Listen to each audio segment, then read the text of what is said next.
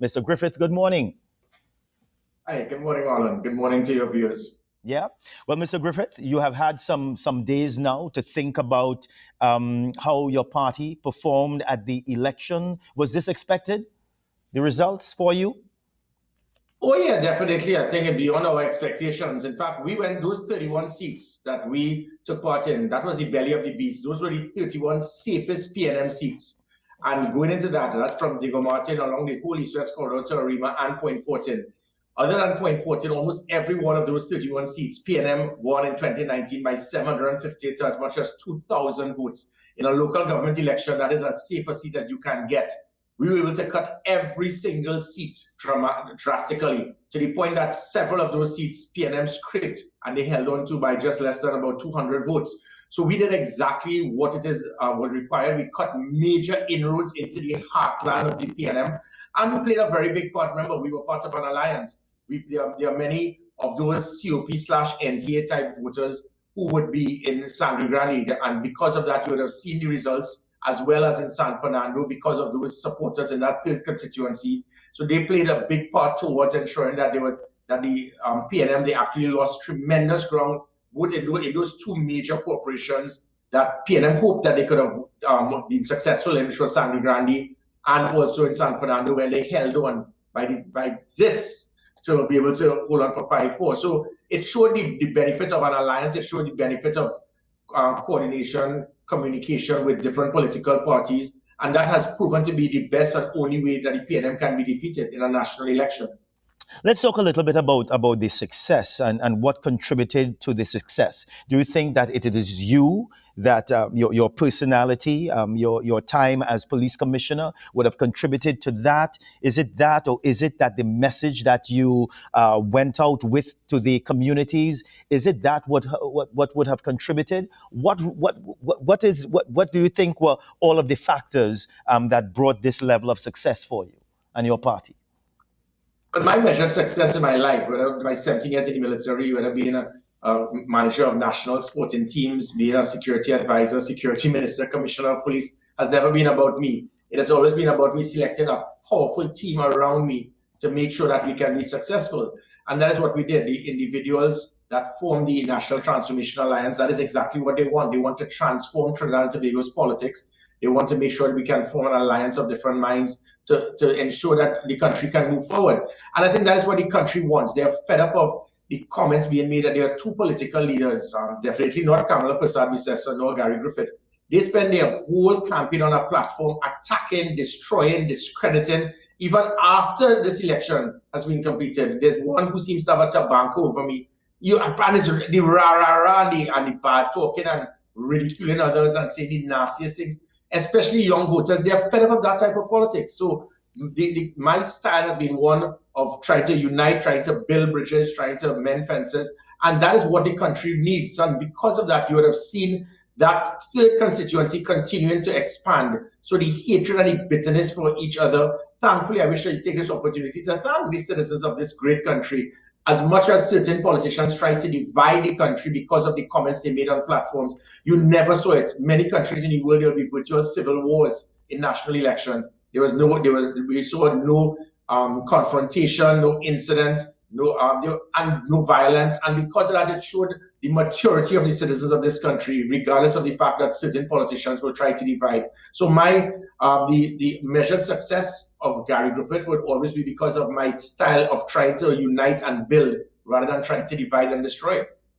Let's speak a little bit about this low voter turnout. Is that a concern to you?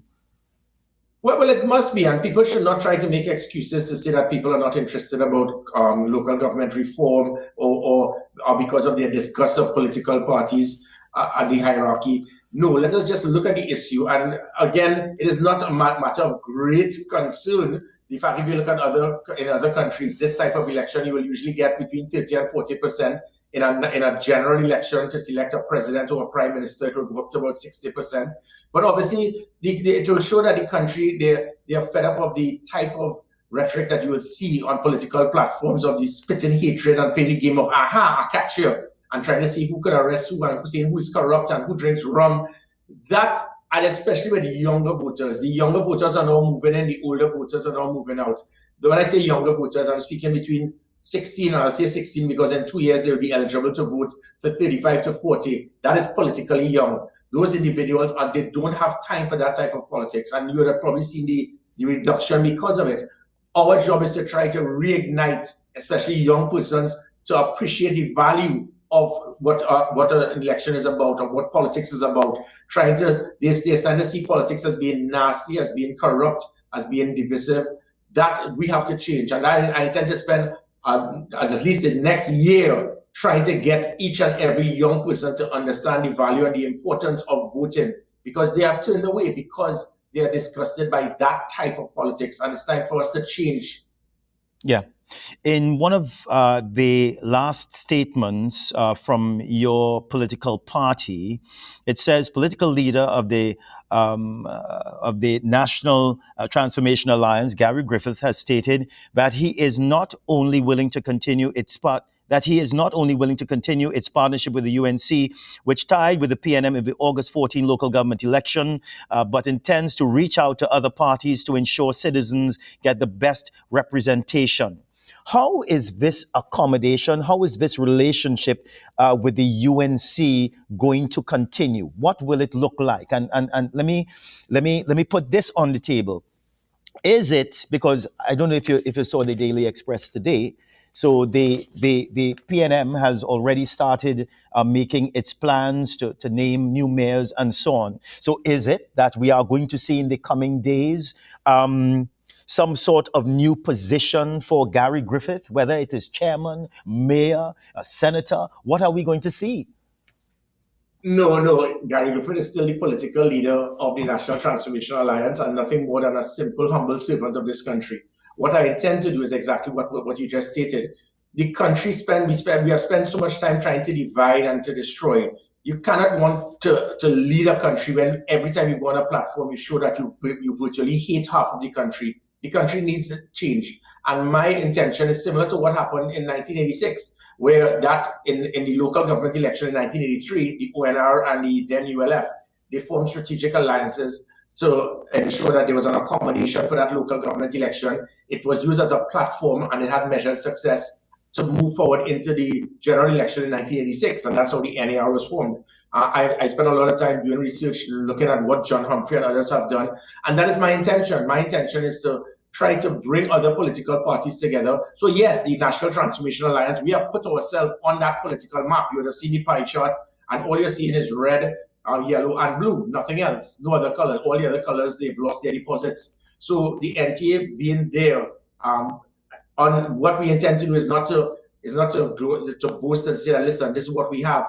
There are several other smaller parties that I intend to speak with. I see the value. I believe in the saying that the whole is greater than the sum of the parts. And this will transcend into when we get into government. Because when political parties, you get into government, you win just about half of the votes. And your job now is to find people to govern the country only based on the party card is in that person's back pocket. We need a proper roadmap towards transforming Trinidad and Tobago, and that can only be done by getting the best minds available in every concern the country has, whether it's national security, health, education, the economy, social development, sport, culture. And you can't do that based on the person whose party card is in your back pocket, because we have so many people on state boards that do not have a clue about the board that they're in, but they qualified based on the party card.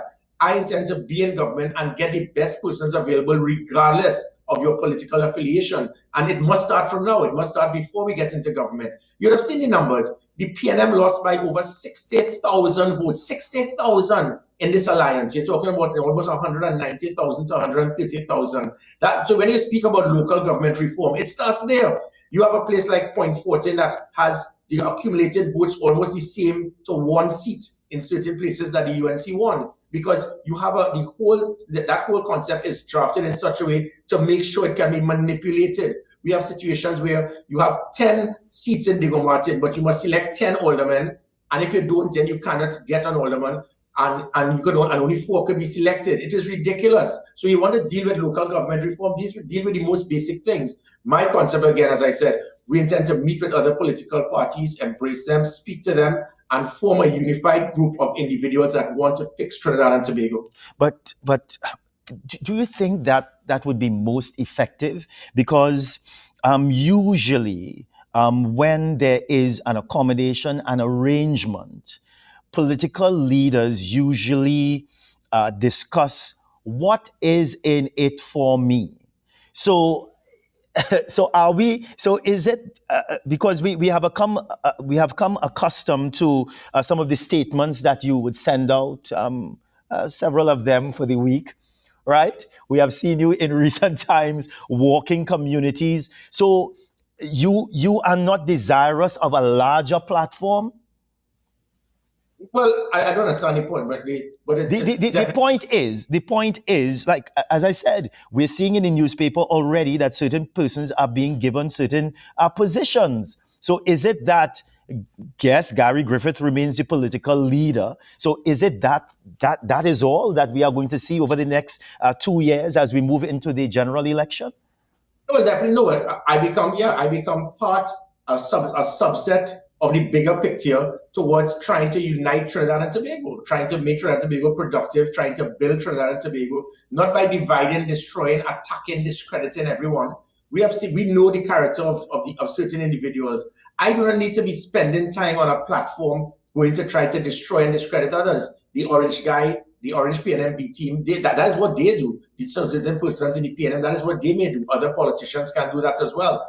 If my job is to build a proper foundation towards getting into government, that is what I intend to do over the next year. Because it is obvious that the PNM will lose the next general election. The results have shown that we have cut so many inroads into the corridor.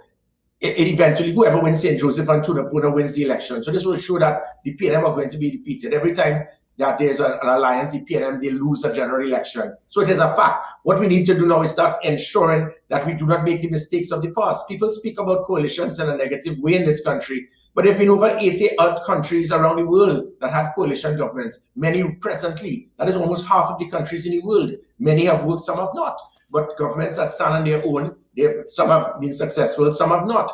In this country, we have a serious situation when you have one government with only one political party.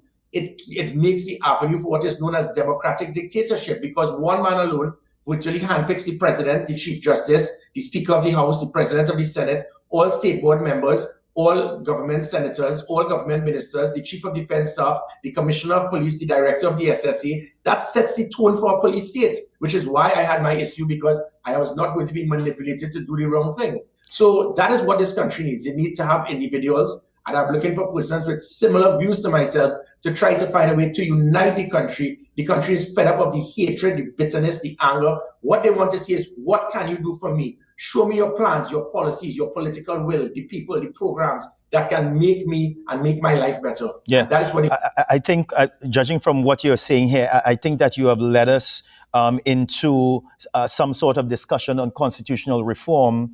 And also, when it comes to the local government election, do you think that there has to be a review of this system because of, we're seeing ties, we're seeing parties such as yours amassing a certain amount of votes. So I suspect there also has to be a discussion about proportional representation. Yeah, definitely. And the only way that could be done is if you have that majority in parliament. I think it's 31 seats. So we already know that we are winning the next general election. That is a fact. The numbers will tell. The PNM will never want to have proportional representation. They drafted this constitution deliberately to put a stranglehold on those third parties because of the fear of whether it is the ONR, the NAR, the COP, the NTA, wherever they work with the other major political party, they're defeated. It cannot continue because there are so many people out there that are independent thinkers. The majority of those do not take part in local government, so that's why you'll get the 34% voter turnout. But in a general election, those independent thinkers who are not PNM till I die, or born a UNC and I will die a UNC, and there's nothing wrong with it. It is your right if you want to be you support a party politically till you die. That is your right. But there are also that 150,000 odd persons who really and truly want to be independent thinkers, to say that I am ready to shift away from you if you do not perform. And that is where you have this so-called third constituency, that bridge constituency. And that is what we intend to do. We intend to to find a way and mechanism to get into government to amend the constitution. The PNM, they've spoken about local government reform since 1956. It has been a road march and an excuse to justify their non-performance. Local government reform is a policy. It is based on the people who are on the ground that can change and do things to help develop your community, your corporation, your constituency. That is what is required. Not trying to say that we need a policy to try to improve performance. Good management, good leadership, measurement of performance, and accountability are critical principles anywhere that can ensure that someone can perform at optimum level. I intend to do that, utilize those same principles that I did as a security minister with measured success. It was the highest reduction in serious crime in 30 years. As a commissioner of police, the highest reduction in violent crime in 17 years. You can use those same principles to provide what it is the country needs in every aspect. And that is what we intend to do, find the best minds available, but making sure there's some degree of constitutional reform to ensure that this type of stranglehold that people can get, where it is you can get about 40% of the votes in a country and still govern a country. And sometimes it can become ungovernable because of it. This is the present situation. It must change. Yeah. You did touch on the Congress of the People a little earlier. And I think what we are seeing here with your party, it's a bit reminiscent as to what happened with the Congress of the People, in that at that time they amassed a number of votes, but there was a bit of difficulty when it came to transforming these votes into seats. And I suspect this is a similar dilemma that your party is also facing. Yeah, it's a fact that third constituency, because of the constitution drafted by the PNM to put a stranglehold on that third constituency, it's in 1981. The ONR tried it in 81 with 91,000 votes, no seats. The NAR tried it in 1991 with 127,000 votes and no seats. The COP tried it in 2007 with 147,000 votes and no seats. When there's one company did a scientific poll that they said at the NTA we had 11 to 13% national support. The poll showed it was almost identical to what they said, and it is no different to the COP's 147,000, which was roughly about that percentage. So it has not changed. So when you look at our 16,000 votes, you divide that by 31, you get roughly 500 votes per district. You multiply that by the 141 seats. Had we gone to all 141, we would have acquired 70,000 odd votes, but that's a 30% turnout. So if on a general election, you will multiply it by 2, guess what you get? 140,000, which is identical to what the COP received. So we could go on our own in the general election, get 140,000 votes in 2025, and what will happen? You can't get a seat because 140,000 votes has nothing about proportional representation. That 140,000 joins with the UNC's 200,000, and bam, the PNM there annihilated. It happened in 1986 with the NAR. It happened in 2010. We need to make sure that there's a proper framework, a proper foundation to ensure better communication, dialogue, mutual respect between the political parties. And the country would have seen it. They would have seen the relationship between the UNC and the NTA. People, Marlon, let me quickly add, some persons were concerned about that affiliation. But most of those persons are really, are vexed with the PNM, but are still a PNM. So you wanted to come across and shift. But then when you realize, because of your hatred for another party, I can't make decisions because of your bitterness for other parties. I have to make decisions to ensure that I can be in a position of authority to serve you, the citizens of this great country. I can't just stay everything is principle, put my nose in the air and go straight and hard, and then 140,000 voters have no representation. When you add the votes of the ONR, the NAR, and the COP, we're speaking about 350,000 plus persons voted for that third constituency, and they never got a seat. 350,000, that is what it takes to win a general election. It must not continue. I'm not going to have those who support the NTA and the British constituency vote for the sake of voting. You're going to vote for us and you're going to win. And when we win, it gives me the position to do exactly what I did, to serve you in a manner that people respected and they appreciated, both as security minister and commissioner. I just want to return to the statement of your political party. He added, and they're speaking about you, that he intends to have a style of politics that would involve communication and collaboration with other parties, even the PNM. He said PNM, I suspect that's what the statement is saying, was the first people that he reached out to as political leader. But the party refused his help. This is not the first time we have heard this statement that you reached out to the PNM. There may be a concern that, hey, Gary Griffith sounding a bit politically shaky. He would have approached the PNM. He has ended up with the UNC, and now this statement also speaks again about the PNM. Where is Gary Griffith? Where's your allegiance? My allegiance is to my God, my country, and the people of this great country. So let me clarify. There's a difference when someone holds that position of authority as a prime minister. He's a prime minister and he's also a political leader. The comment is made and it will not change. When it is that we saw the country totally washed in blood, it is the worst the country has ever felt. And by the way, I wish to commend the PNM on that excellent move, strategic move of hiding Fitzgerald Hines for the whole local government election campaign. It was a master stroke by hiding him to make sure that he wouldn't embarrass them. So when it is that the PNM continued to fail in national security, as a patriot, which I will always be rather than a politician, and Kamala Prasad did the same thing because she is seen as a patriot as well. We offered to help the PNM because of their incompetence and inability to provide the most fundamental right to citizens of this country, which is that of safety and security. We did it together as Prime Minister and Security Minister, where it was, as I said, the highest reduction in serious crime in 30 years in 2013 to 2015. And as Commissioner of Police, crime became the number 4 concern behind health, education, and the economy. So when I realized that the PNM, they are totally clueless, they didn't know what to do, they realized, listen, the only thing to reduce crime is let's just go on a witch hunt and a fishing expedition on legal firearms. It showed their ignorance in understanding how to deal with the situation. It is my right as a political leader to say, listen, I'm willing to help you. So that is when I speak about working and forming relationships, because Each Rowley and the PNM, they are not the enemy. They are political opponents, two different things. And I have no intention to destroy or sabotage this outgoing government while they're still in a position of authority, because that will affect the same citizens I want to serve, and I would be a hypocrite. Having said that, it is something totally different from them being my political opponents who I intend to remove. So when I speak about allegiances and forming strict bonds, it is with other political parties to remove the PNM. That is there because the PNM wins alone and they lose alone. And in this situation, the PNM has virtually said through their leader, in local parlance, we rather the country be drowned in blood than to work with anybody else unless you have a PNM party card. That says a lot about their hierarchy and their principles. Mine is totally different. I will work with the PNM to help them whilst they're in government, but I will continue to work with other political parties to remove the same PNM. Yeah. Mr. Griffith, I mentioned a few positions this morning. You didn't seem to be very much interested.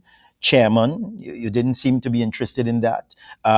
Mayor, and something I would have said again, I can't remember. So many things that we were spoken about. The last time we had a discussion right here, I said to you, Gary Griffith, do you want to be prime minister? And you said to me at that time, well, it's all about service, it's all about service to the country. Do you maintain that position? I do. What the future holds will be directed, by, as I said, by my God, the people, and my family. And that direction, I have been told so many things on those walkabouts. I said, listen, after losing 19 pounds, walking to all the hills in Paramin, in Laventille Road, in Scorpion, in Simeon Road, if it is another life, I will be a politician. I wish to be a politician in Barbados where the land is flat. Never seen so many mountains in this place. And the people that I have encountered, they have told me so many things. They want me to be prime minister. They want me to be president. They want me to return as commissioner of police. The decision I make is going to be dictated by the same people I want to serve. If it is that I have, sometimes people, they have an ambition, and the ambition, they point towards that, and they destroy anything possible to get there. And we have seen it of people who want to be prime minister, who want to be political leader, and that is what affects the country. This is not about me having that type of arrogance that I am going to do anything to get into that position. If that position comes about, it is going to be based on what God has dictated me to do. And I am no more than a humble servant of my God. So depending on what the future holds, that remains to be seen. In the meantime, I am going to be the ultimate servant of this country. And that is now as a political leader of a party that arguably has 150,000 rich constituency voters. And I'm going to ensure that we can move them into government and being part of a government, and to ensure it is going to be the best government this country has ever seen in the very near future. Yeah. Mr. Griffith, in the past, you have had a number of names, I guess we can call you now the 15,997 vote man. Yeah, well, you can call it what you want. Just don't call me collect. But and but there are certain political parties, they have done their job. There's the PNM team where you actually saw them with the PEP jersey, put in the PNM jersey over them. They actually contributed to at least 7 seats. The alliance lost, and I said it. I continue to say it on platforms that they were there with an intention. That party, the PEP, they were losing their deposit in every seat, and then he had the audacity to say he's the third party. But when that third party got their 80 votes, it caused the UNC, the PNM, to win by less than 80 votes. And because of that, 7 seats, two in Diego Martin, Princestown, Mayaro, Sangre Grande, and all of these seats. So it showed that the PNM did a very good job in trying to get that PNM team to get persons who wanted to vote against the PNM but stay away from the UNC and the NTA. So mission accomplished. And it is hoped that the country would have realized now that politics, sometimes it could be very clandestine. We need to make decisions. Do not support persons that just want to divide, destroy, attack, bad talk, discredit. Start looking towards development and producing to having people that are productive. And that is what I intend to do. I intend to build and unite Trinidad and Tobago, and we're going to do a heavy campaign on those voters from 16 years old to 40 years old for them to understand the importance and value of voting for Trinidad and Tobago's future. Gary Griffith, it's always a pleasure speaking with you. Thank you very much for spending some time with us this morning, sir. Bye for now. Pleasure.